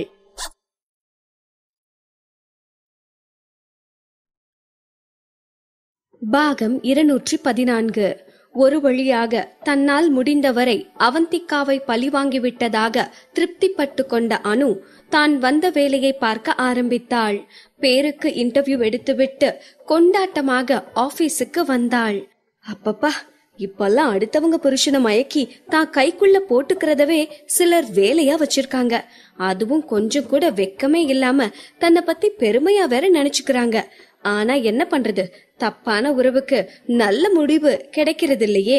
கடைசியில அசிங்கப்பட்டுதான் போகணும் என்று ஆபீஸிற்குள் நுழையும் போதே அவந்திகாவை சீண்டிக் கொண்டே வந்த அனு அவந்திகாவின் அருகில் வந்து, அவந்திகா, நீ இந்த கள்ள உறவை பத்தி என்ன நினைக்கிற என்று கேட்கவும், தீக்ஷியோடு தீவிரமாக ஒரு ஆர்டிக்கிளை எழுதி கொண்டிருந்த அவந்திகாவிற்கு அனுவின் பேச்சு கடுப்பானது. கோபமாக அவளை பார்த்து புன்னகைத்தவள், எனக்கு எப்படி அனு தெரியும், உனக்கு தான் இந்த கள்ள உறவுல நல்ல எக்ஸ்பீரியன்ஸ் இருக்கும் என்று சொல்லிவிட்டு, அதாவது இந்த கள்ள உறவை பத்தி எல்லாம் நீ நல்லா தெரிஞ்சு வச்சிருப்பேன்னு சொன்ன என்றாள். இதை கேட்டதும் அனுவின் முகம் கடுத்து போனது. உன்ன என்ன பண்றேன் பாரு, எப்படி இப்படி எல்லாம் வெக்கமே இல்லாம இருக்க என்று கத்தினாள். லேப்டாப்பில் இருந்து தன் பார்வையை திருப்பி அனுவை பார்த்த அவந்திகா, அனு, பகச்சுக்காத, உனக்கு என்ன பத்தி தெரிஞ்சதை விட எனக்கு உன்னை பத்தி அதிகம் தெரியுங்கிறத ஞாபகத்துல வச்சுக்கோ என்று அர்த்தமாக புன்னகைத்து கொண்டு அவந்திகா சொல்ல, அனுவுக்கு மூக்கு உடைப்பட்டது போல் ஆனது. அவளுக்கு கோபம் வந்தது. ஆனால் அதை வெளிப்படுத்த முடியவில்லை. வேகமாக திரும்பி அங்கிருந்து சென்றாள். அவளை பார்த்து உள்ளுக்குள் சிரித்துக் கொண்ட அவந்திகா தீக்ஷியோடு அவர்கள் வேலை பற்றி டிஸ்கஸ் செய்ய ஆரம்பித்தாள். தீக்ஷி, இன்னைக்கு மதியம் நம்ம 2 நியூஸ் ஃபாலோ பண்ண வேண்டியிருக்கும். சோ 2 பேரும் தனித்தனியா செய்யலாம். அவங்க கலெக்ட் பண்ணின நியூஸ் பத்தி தனித்தனியா ஆர்டிக்கிள் எழுதலாம். அப்பதான் அது கிளியராவும் நமக்கு ஈஸியாவும் இருக்கும். தீக்ஷி சரி என்று தலையாட்டினாள். அவந்திகா தான் எடுத்துக்கொண்ட அசைன்மெண்டை எப்படி செய்யலாம் என்று திட்டம் போட ஆரம்பித்தாள். டீம் 1 மிஸ்ஸஸ் அரவிந்த் குறித்த ஆர்டிக்கிளை பப்ளிஷ் செய்ததிலிருந்து டீம் 2 அதற்கு இணையான எந்த ஆர்டிக்கிளையும் பப்ளிஷ் செய்யவில்லை. என்னதான் அந்த ஆர்டிக்கிள் பப்ளிஷ் செய்து 2 நாட்கள் ஆனாலும் இன்னும் மக்கள் மிஸ்ஸஸ் அரவிந்த் குறித்துதான் பேசிக் கொண்டிருக்கிறார்கள். அந்த ஆர்டிக்கிளை பின்னுக்கு தள்ள வேண்டுமென்றால் அதைவிட சுவாரஸ்யமாக வேறு என்ன ஆர்டிக்கிளை பப்ளிஷ் செய்யலாம் என்று யோசித்துக் கொண்டிருந்தவளுக்கு சாய் என்டர்டெயின்மெண்ட்ஸின் புதுமுக அழகியான லிசா குறித்து ஞாபகம் வந்தது. லிசா யாரோ ஒருவரோடு தகாத உறவில் இருக்கிறாள். அதை வைத்துத்தான் அவளுக்கு நிறைய சினிமா வாய்ப்புகள் கிடைக்கின்றன என்ற வதந்தி உலவிக் கொண்டிருந்தது. கண்டிப்பாக இந்த நியூஸ் மிஸ்ஸஸ் அரவிந்த் பற்றிய நியூஸை பின்னுக்கு தள்ளும் என்று அவந்திகாவிற்கு தோன்றியது. ஆனாலும் அவந்திகாவால் அதை உறுதியாகவும் சொல்ல முடியாது. சரி, ஒரு முயற்சி செய்து பார்ப்போம் என்று களத்தில் இறங்கிவிட்டாள். அவந்திகா ரிப்போர்ட்டராக வேலைக்கு சேர்ந்த போதுதான் லிசா சினிமா இண்டஸ்ட்ரிக்குள் காலடி எடுத்து வைத்திருந்தாள். இன்னும் 1 வருடம் கூட ஆகவில்லை. அதற்குள்ளாக அனைவரது கவனத்தையும் தன் பக்கம் ஈர்த்திருக்கிறாள். ஆரம்பத்தில் பத்திரிகைக்காரர்களை கண்டால் வலிய வந்து பேட்டி கொடுப்பது, தானாக ஏதாவது ரூமர் கிரியேட் செய்து கொள்வது என்று தினமும் தன்னை பற்றி ஏதாவது மக்கள் பேசும்படி செய்து கொண்டாள்.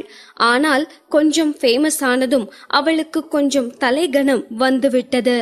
இப்போதெல்லாம் ஏதோ தெருநாயை நடத்துவது போல்தான் பத்திரிகையாளர்களிடம் நடந்து கொள்கிறாள்.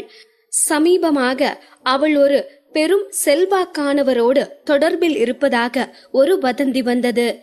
என்னதான் லிசாவின் தரப்பு அதை ஆணித்தனமாக மறுத்திருந்தாலும் இன்று லிசா அந்த செல்வந்தரோடு ஒரு பார்ட்டிக்கு வருவதாக அவந்திகாவிற்கு தகவல் கிடைத்திருந்தது.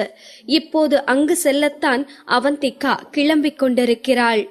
அவந்திகா நினைத்தது போல் அந்த வேலை அத்தனை சுலபமாக இல்லை.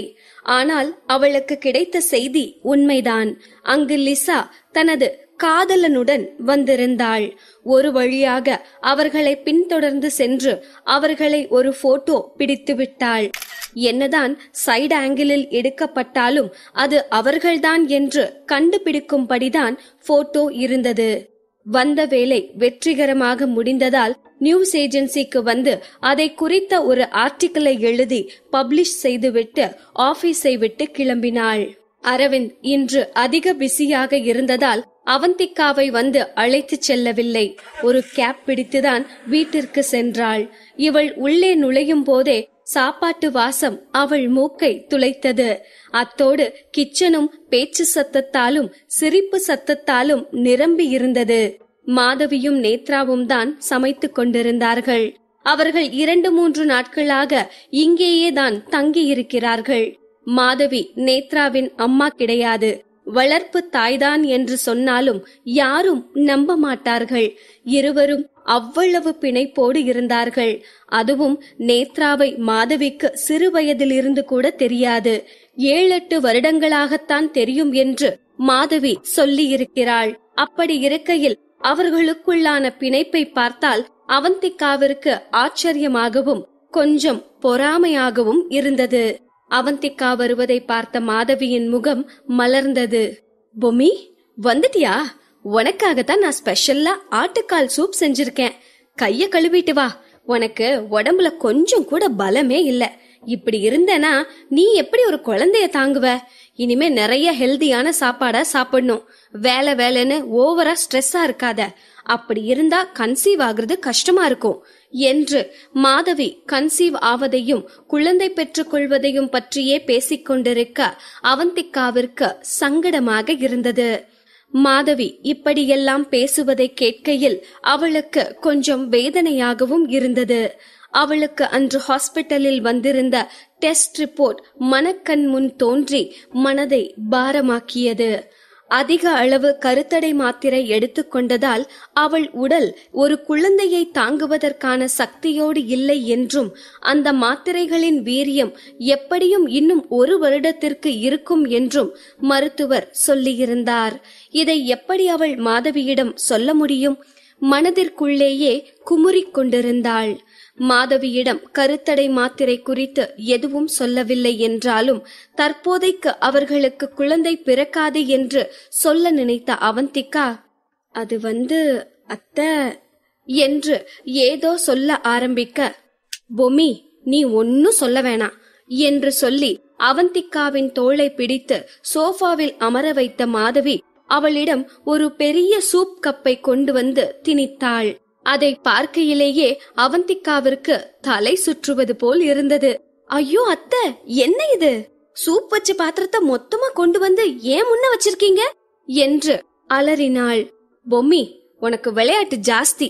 இது உனக்கு மட்டும்தான், நீ குடிச்சுதான் ஆகணும். மாதவியின் முகத்தில் இருக்கும் மகிழ்ச்சியை பார்த்த அவந்திகாவிற்கு இந்த சூப் வேண்டாம் என்று தட்டி கழிக்க முடியவில்லை. ஆனால் அந்த சூப்பை பார்த்ததும் அவளுக்கு இப்பவே கண்ண கட்டுதே என்பது போல் இருந்தது. கிட்டத்தட்ட 1/2 மணி நேரமாக அவந்திகா அந்த சூப்போடு போராடி கொண்டிருக்க அரவிந்த் வீட்டிற்கு வந்து சேர்ந்தான். அவனை பார்த்ததும், அரவிந்த் பாரு, நீ எப்படி இழைச்சு போயிட்டேன்னு. அப்படி என்ன பெரிய வேலை? எப்ப பாரு வேலை வேலைன்னு இருக்க கூடாது. ஹெல்த் ரொம்ப முக்கியம் என்று சொன்னவள் அவந்திகாவிற்கு கொடுத்தது போலவே ஒரு பெரிய பவுலில் சூப்பை எடுத்துக்கொண்டு வந்தாள். இதை பார்த்த அவந்திகாவிற்கு குபீர் என்று சிரிப்பு வந்துவிட்டது. அரவிந்த், நீ வசமா மாட்டின இன்னைக்கு என்று நினைத்தவள் சத்தம் போட்டே சிரித்து விட்டாள். வாசலில் ஷூவை கழட்டி கொண்டிருந்த அரவிந்த் அவந்திகாவின் சிரிப்பு சத்தம் கேட்டுத்தான் ஹாலில் அவள் அமர்ந்திருப்பதையும் அவள் முன் ஒரு பெரிய பவுல் இருப்பதையும் பார்த்தான். வயிறை ஒரு கையில் பிடித்து கொண்டு சூப்பை வெறித்து பார்த்து கொண்டிருந்தாள் அவந்திகா. அவன் அம்மா என்ன செய்திருப்பார் என்று அவனுக்கு தெரியும். அவளை பார்த்ததும் அவனுக்கும் சிரிப்புத்தான் வந்தது. இதற்கிடையில் அவந்திகா சிரிப்பதை மாதவி விசித்திரமாக பார்க்க அப்படியே இருமுவது போல் பாவ்லா செய்த அவந்திகா, அது அத்தை போற போயிருச்சு, என்னால இதுக்கு மேல குடிக்க முடியாதுன்னு நினைக்கிறேன் அத்தை என்று சொல்லி அவந்திகா சூப் கப்போடு எழுந்திருக்க, பொம்மி ஒன்னும் அவசரம் இல்ல, பொறுமையா குடி. ஆனா நீ குடிச்சிட்டு தான் இந்த இடத்தை விட்டு எழுந்திருக்கணும். கப்ல ஒரு சொட்டு மிச்ச வைக்க கூடாது என்றார் கண்டிப்பான குரலில். என்ன எப்படியாச்சும் காப்பாத்தேன் என்பது போல பாவமாக அவந்திகா அரவிந்தை பார்க்க அவளின் இந்த குழந்தைத்தனமான எக்ஸ்பிரஷன் அரவிந்திற்கு மிகவும் பிடித்திருந்தது. ஏதோ அவனின் 18 வயது தியா அவனுக்கு முன்னால் அமர்ந்திருப்பது போல் தோன்றியது. அவன் சிரித்துக் கொண்டே அவந்திகாவை நோக்கி வர, அரவிந்த், உனக்கு ஞாபகம் இருக்கா இல்லையா? நீங்க 2 பேரும் குழந்தை பெத்துக்கிற முயற்சியில தானே இருக்கீங்க. சோ அதுக்கு தகுந்த மாதிரி நல்லா ஹெல்தியா சாப்பிடணும். சக்சஸ் ஆகுற வர நீ இந்த ஸ்மோக் பண்றது, தண்ணி அடிக்கிறதெல்லாம் கூடவே கூடாது. குழந்தை பெத்துக்கிறது அவ்வளோ ஈஸி இல்ல என்று மாதவி சொல்லிக் கொண்டிருக்க அரவிந்த் அப்படியே பாதி வழியில் அசைவின்றி நின்று விட்டான். அவனுக்கு தெரியும், என்னதான் அந்த கருத்தடை மாத்திரை குறித்து அவந்திகா பேசவில்லை என்றாலும் அதற்காக அவர்கள் இன்னும் முழுதாக சமாதானமும் ஆகவில்லை. இன்னும் ஏன் அவன் அவளுக்கு அந்த கருத்தடை மாத்திரையை கொடுத்தான் என்ற காரணத்தையும் சொல்லவில்லை. அப்படி இருக்கையில் அம்மா இந்த நேரத்தில் குழந்தை குறித்து பேசினால் அவந்திகாவிற்கு மீண்டும் அவன் மேல் கோபம் வந்துவிடும் என்று பயந்து போய் அவந்திகாவின் முகத்தை பார்த்தான். அவள் முகத்தில் கோபம் இல்லை, ஆனால் அவளது வருத்தம் தெளிவாக தெரிந்தது.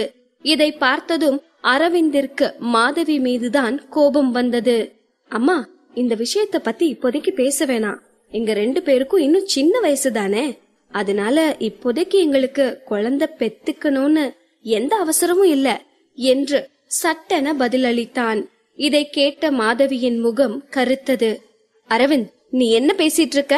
உங்க 2 பேருக்கும் கிட்டத்தட்ட 26 வயசாகுது. இப்ப குழந்தை பெத்துக்காம வேற எப்ப பெத்துக்க போறீங்க? இந்த காலத்து பசங்களுக்கெல்லாம் எதுவுமே புரிய மாட்டேனுது. எல்லாம் காலகாலத்துல நடக்கணும். இப்ப தானா நடக்கிறது தள்ளி போட்டுட்டு அப்புறம் டாக்டர் ட்ரீட்மெண்ட்னு அலைய வேண்டியது. இந்த வாழ்க்கையே குழந்தைக்காகத்தான்.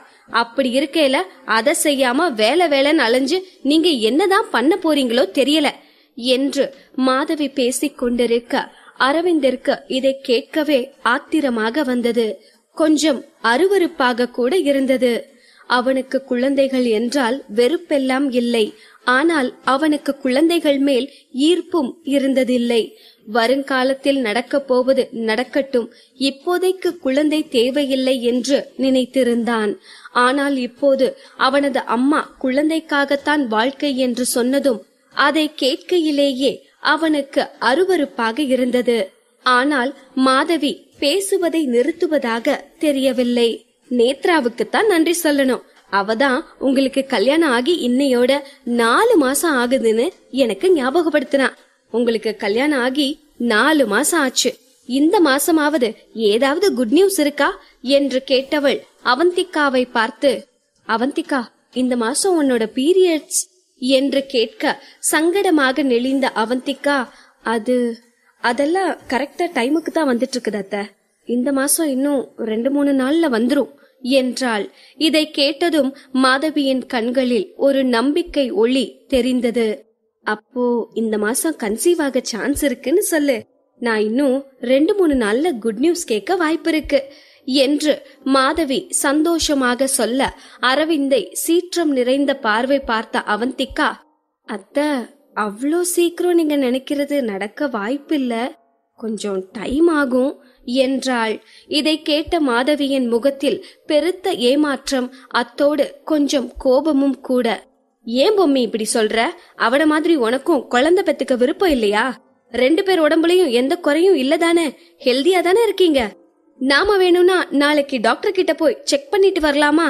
உங்க 2 பேருக்குள்ளேயும் தாம்பத்திய உறவு நல்லா தானே நடக்குது என்று மாதவி கேட்க அவந்திகாவிற்கு விட்டால் எங்காவது எழுந்து ஓடிவிடலாம் போல் இருந்தது. அவளுக்கு கோபமாக வந்தது. அக்ரிமெண்டில் ஒருவனை கல்யாணம் பண்ணி வந்ததால் அவள் மீதே அவளுக்கு வந்த கோபமா, இல்லை தனக்கு கருத்தடை மாத்திரை கொடுத்த அரவிந்த் மீது வந்த கோபமா, அல்லது சொல்வதை புரிந்து கொள்ளாமல் இப்படி பேசிக் கொண்டிருக்கும் மாதவி மீது வந்த கோபமா என்று தெரியவில்லை. உதட்டை அழுந்த கடித்துக் கொண்டு தன் கோபத்தை கட்டுப்படுத்திக் கொண்டாள். அப்போது பூனைக்குட்டி போல் பதுங்கி பதுங்கி வந்த நேத்ரா மாதவியின் கையை பிடித்து, அம்மா, இது அண்ணா அண்ணியோட பர்சனல் விஷயம், நீங்க இத பத்தி அதிகம் பேசுறது அவங்கள ஹர்ட் பண்ற மாதிரி இருக்கும் என்றால் கிசுகிசுப்பான குரலில். அவந்திகாவிற்கு ஏனோ அவள் கோபம் முழுவதும் நேத்ரா மேல் இருப்பதாக தோன்றியது.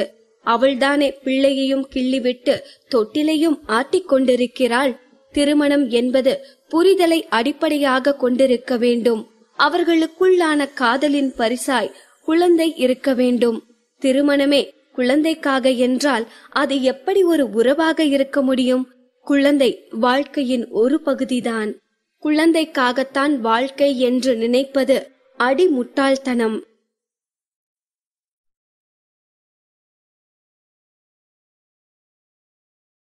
பாகம் 215. மாதவி அரவிந்திடமும் அவந்திகாவிடமும் அவர்கள் சீக்கிரமாக ஒரு குழந்தை பெற்றுக்கொள்ள வேண்டும் என்று பேசிக் கொண்டிருக்க மாதவியின் அருகே வந்த நேத்ரா அவரின் கையை பிடித்து, அம்மா, நீங்க அண்ணாவையும் அண்ணியையும் ஃபோர்ஸ் பண்ணாதீங்க. அதுவும் இல்லாம அவங்களுக்கு இப்பத்தானே கல்யாணம் ஆகிருக்கு. இதெல்லாம் எப்படி எடுத்த உடனே நடக்கும்? கொஞ்சம் டைம் ஆகும்ல என்று சொல்ல மாதவி அடுத்து ஏதோ சொல்ல வருவதற்குள் அரவிந்தை பார்த்த அவந்திகா, அரவிந்த், இன்னைக்கு ரொம்ப பிஸியா நீங்க? ஏன் இவ்ளோ லேட் ஆகிருச்சு என்று அவசரமா டாபிக்கை மாற்றும் நோக்கில் கேட்டாள். அவள் பேச்சை மாற்றுவதை புரிந்து கொண்ட அரவிந்த் அதற்கேற்றாற்போல் பேச ஆரம்பித்தான். நாங்க நோக்கம்னு ஒரு புது படம் ஸ்டார்ட் பண்ண போறோம். அதுக்கான ஷூட்டிங் இன்னும் 1 வாரத்துல ஆரம்பமாக போகுது. அந்த படத்தோட டிஸ்கஷன்ல தான் இவ்ளோ நேரம் பிஸி. படம் ஸ்டார்ட் பண்றவரை இப்படித்தான் ஒர்க் அதிகமா இருக்கும். அவன் இதை சொல்லி முடித்ததுமே அவனது போன் அலற ஆரம்பித்தது. சம்பத் தான் அழைத்திருந்தான். இவ்வளவு நேரமும் சம்பத்தும் அரவிந்தும் ஆபீஸில் தான் இருந்தார்கள். அரை மணி நேரத்திற்குள்ளாக மீண்டும் சம்பத் போன் செய்கிறான் என்றால் ஏதாவது முக்கியமான விஷயமாகத்தான் இருக்கும் என்று நினைத்தவன் பால்கனிக்கு சென்று போனை அட்டென்ட் செய்தான். அரவிந்த் சார், வளர்ந்துட்டு வர ஒரு ஹீரோயின் உங்களை மீட் பண்ணணும், உங்க கூட டின்னர் சாப்பிடணும்னு ஆசைப்படுறாங்க என்று தயங்கி தயங்கி சொன்னான் சம்பத். இதை கேட்டதும் அரவிந்திற்கு கோபம் வந்துவிட்டது. சம்பத், இதுக்குத்தான் நீ எனக்கு கால் பண்ணுனா, நான் போனை வைக்கிறேன் என்றான் எரிச்சலாக. சார் சார், போனை கட் பண்ணிராதீங்க. இந்த ஹீரோயின் பேரு லிசா. அவங்க நம்ம நோக்கம் படத்துல 3வது ஹீரோயினா நடிக்க இருக்காங்க. உங்ககிட்ட ஆக்டிங் பத்தி கொஞ்சம் கேட்டு தெரிஞ்சுக்கணுமா, அதான் என்று இழுத்தான் சம்பத். வேற ஏதாச்சும் சொல்றதுக்கு இருக்கா? அதே எரிச்சலோடு வந்து விழுந்தன அரவிந்தின் வார்த்தைகள். அரவிந்த் நடிக்க ஆரம்பித்ததில் இருந்தே சம்பத் தான் அவனுக்கு மேனேஜராக இருக்கிறான். இத்தனை ஆண்டுகளில் எத்தனையோ நபர்கள் இப்படி அரவிந்தை பார்க்க வேண்டும், அவனிடம் நடிப்பை கற்றுக்கொள்ள வேண்டும் என்று சம்பத்தை நச்சரித்திருக்கிறார்கள். ஆனால் அவர்கள் யாரையும் சம்பத் அரவிந்தை நெருங்க விட்டதில்லை. ஆனால் இந்த லிசா விஷயம் அப்படி இல்லை. அதனால்தான் இப்போது நேரடியாகவே அரவிந்திடம் பேசிக் கொண்டிருக்கிறான்.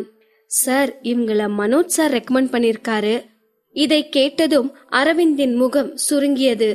அதனால என்று வெறுமையாக கேட்டான்.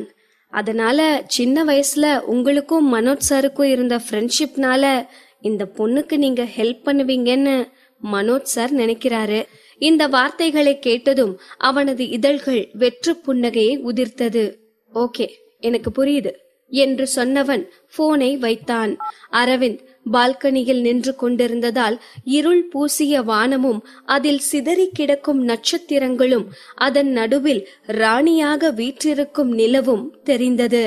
அரவிந்த் எப்போதும் இந்த இயற்கையை எல்லாம் ரசிக்கிறவன் இல்லை. இப்போதும் அவனுக்கு வானம் ஒன்றும் கலை நயத்தோடெல்லாம் காட்சியளிக்கவில்லை.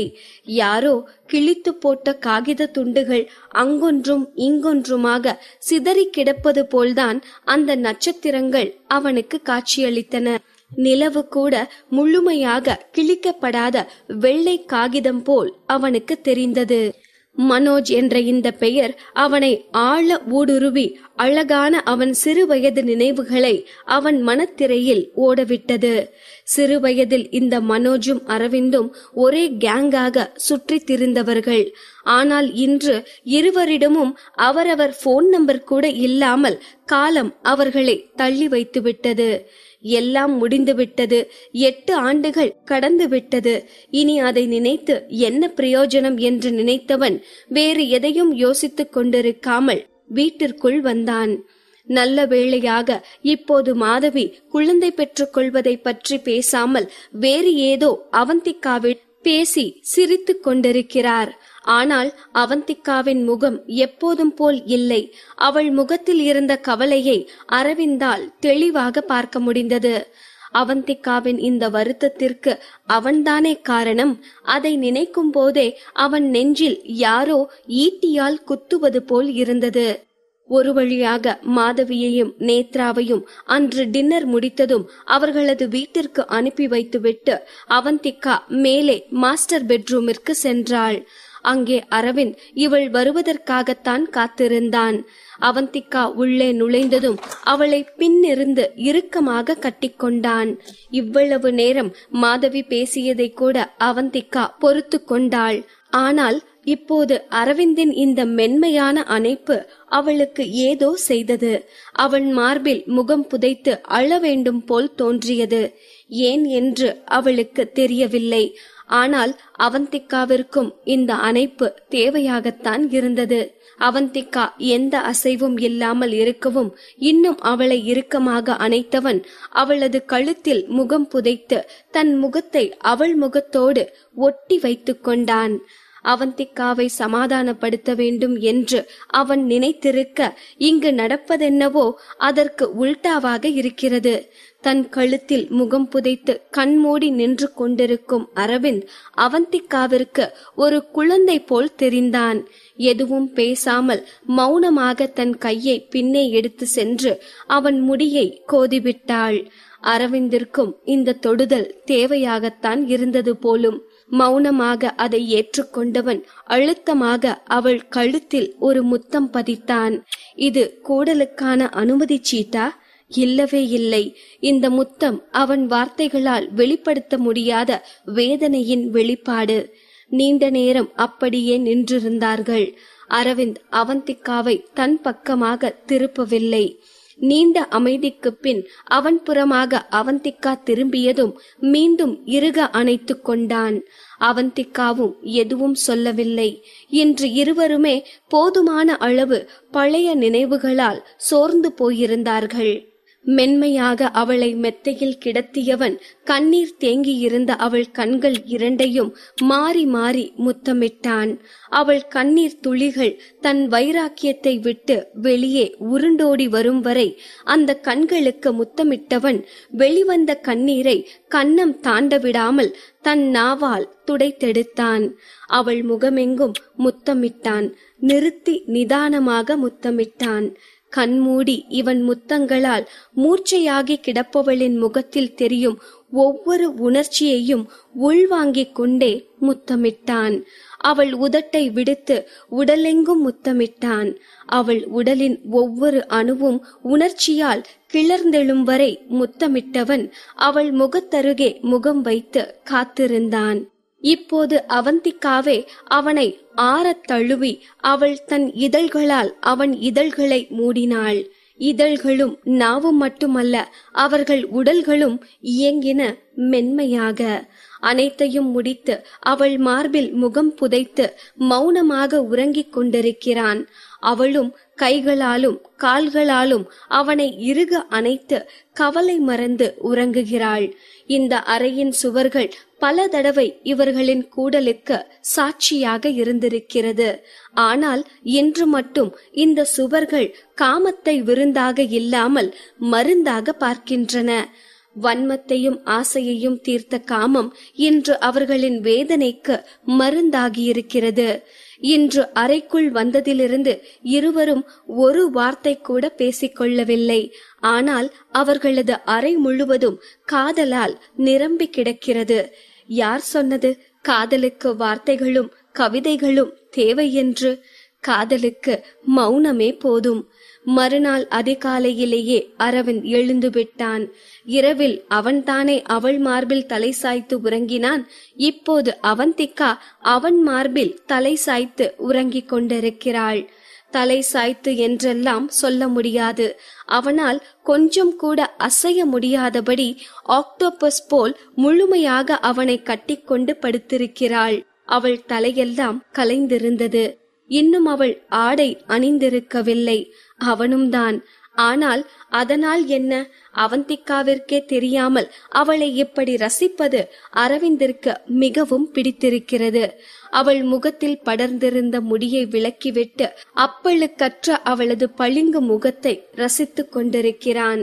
பூனைக்குட்டி போல் அவன் மீது படுத்து உறங்கிக் கொண்டிருக்கும் இவள் அவனது தியா. அவனுக்கே அவனுக்கான அவனது தியா.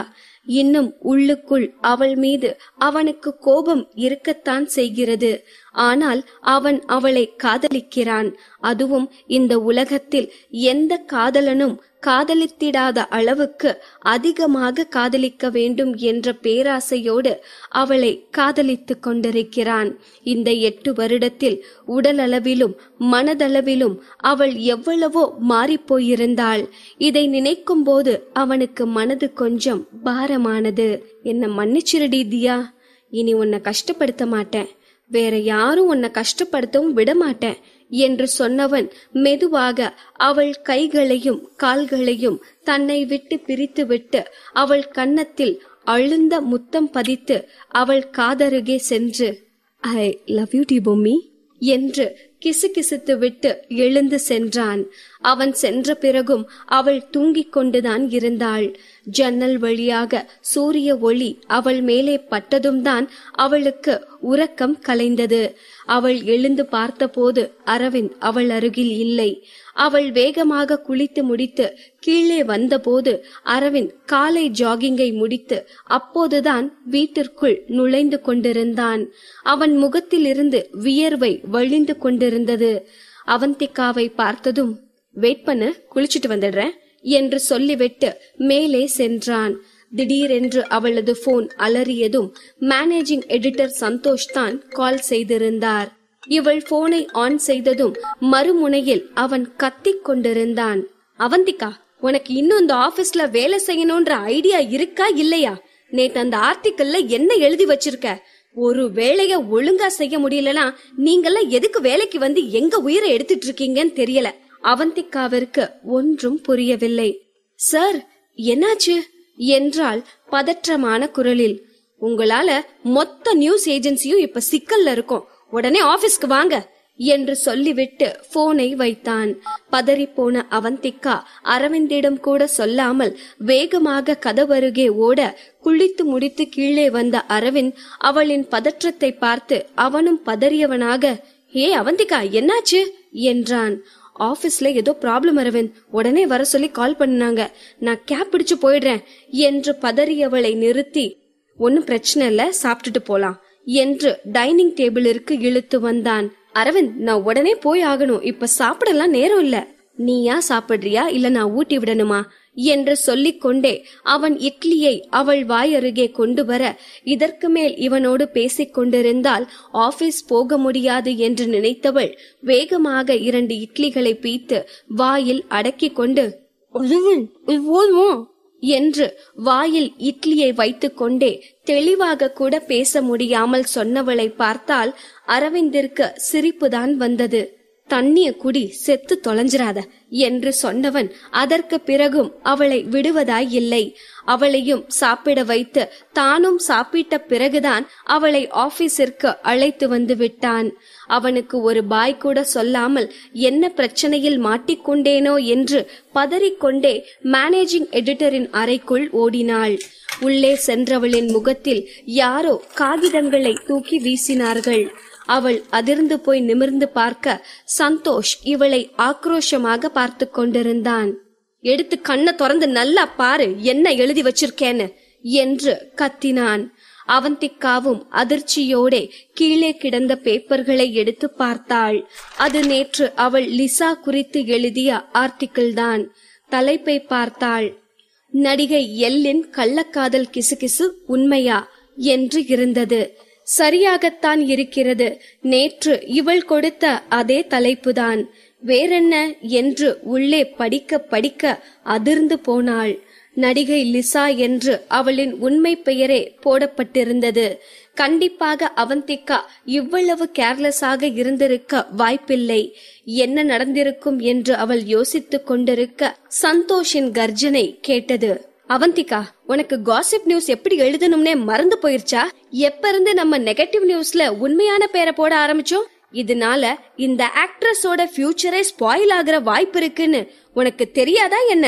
அதுவும் நீ போட்டிருக்கிறது கள்ள தொடர்பு சம்பந்தப்பட்ட நியூஸ். என்ன நினைப்புல எழுதுன என்று கத்தி போல சந்தோஷின் வார்த்தைகள் கூர்மையாக வந்து விழுந்தன. காசிப் நியூஸை பொறுத்தவரை எந்த நியூஸாக இருந்தாலும் சரி, சம்பந்தப்பட்ட நபர்களின் உண்மையான பெயரை எழுதக்கூடாது என்பது விதி. அந்த செய்தி குறித்த உண்மையான ஆதாரம் இருந்தால் கூட அது நெகட்டிவ் செய்தியாக இருந்தால் உண்மையான பெயரை போடக்கூடாது. இது அவந்திகாவிற்கும் தெரியும்தான். அப்படி இருக்க எப்படி இவ்வளவு அசால்ட்டாக இருந்தால் என்று அவந்திகாவால் யோசிக்கவே முடியவில்லை. அவந்திகாவிற்கு நன்றாக ஞாபகம் இருக்கிறது. ஆர்டிக்கிளை எழுதி முடித்ததும் அவள் ஒரு முறைக்கு 2 முறை நன்றாக வாசித்துத்தான் அதை பப்ளிஷ் செய்தாள். இது சாத்தியமே இல்லை என்று நினைத்தவள் மீண்டும் அந்த ஆர்டிக்கிளை படித்தாள். ஒரு முறை என்றால் கூட ஏதோ கவனக்குறைவால் செய்த பிழை என்று சொல்லிவிடலாம். ஆனால் ஆர்டிக்கிளின் தொடக்கத்திலிருந்து இறுதி வரை அனைத்து இடங்களிலும் லிசா என்று பெயர் குறிப்பிடப்பட்டிருக்கிறது என்றால் கண்டிப்பாக இது அவளது கவனக்குறைவால் வந்தது அல்ல, யாரோ செய்த சதி என்று அவந்திகாவிற்கு உறுதியாக தெரிந்தது.